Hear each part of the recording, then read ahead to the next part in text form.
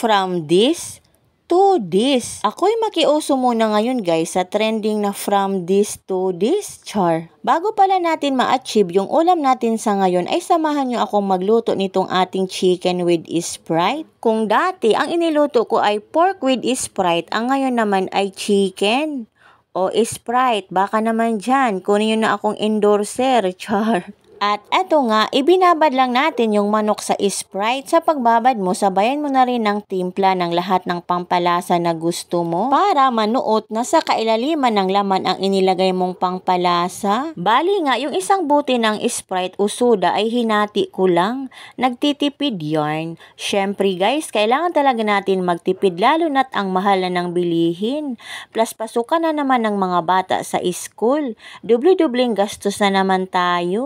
Binabad ko lang pala ng kalahating oras ang manok. Depende sa inyo kung overnight siya o 1 hour. Ako kasi iuulam na namin to kaya di ko na pinatagal ang pagbabad. After 30 minutes, ito nga atin ng piniprito. Kaya dito sa kumukulong mantika, akin ang inilagay itong kalahati ng breast ng manok. Bali, isang buo to ng manok na may kasabay na pakpak at liig. Kaya isinabay na natin pagprito. Nang sa tansya ko nga, luto na yung kabilang side. Ito nga at atin ang kukunin dito sa kawali para masunod na natin iluto yung iba.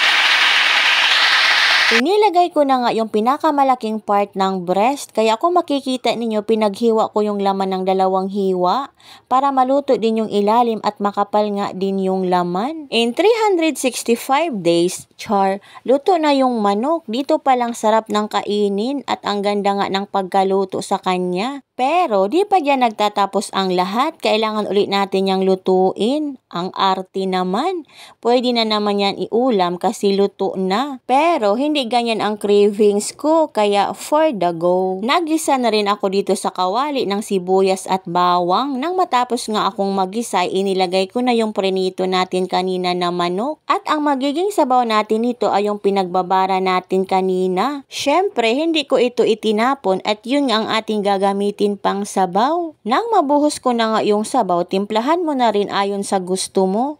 Naglagay na rin ako ng panimpla dyan, paminta at seasoning.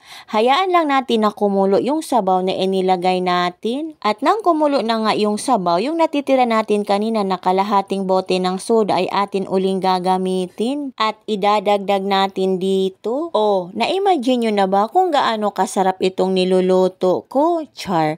Mga ingredients pa nga lang, swak na. Pero hayaan nyo na at minsan lang din naman tayo gumastos. At para din naman to sa ating pamilya, kaya no regrets ika nga. Pagkalipas nga ng ilang segundo, eto nga, panalong-panalo na ang lasa. Sana makakuha kayo ng idea recipe for this video. Tara, kain!